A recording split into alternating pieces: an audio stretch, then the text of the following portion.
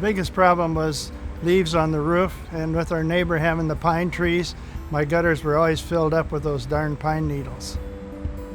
The first two guys that came out were just kind of salesmen, but the gentleman that came out from LeafGuard Gutters, he said, let me look around before we even start to do anything. So he was outside looking around for about a half hour, and he came in and he says, well, I got some bad news for you. You've got some wood rot. House had been built incorrectly and the water was coming back on the soffitting, so there was a lot of wood rot. Well, the other guys never even mentioned that. So I was really impressed with the fact that he went ahead and researched my job before he started making prices. With this new system, I think it enhanced the look of the house because it's all the same and it looks professional and it looks neat.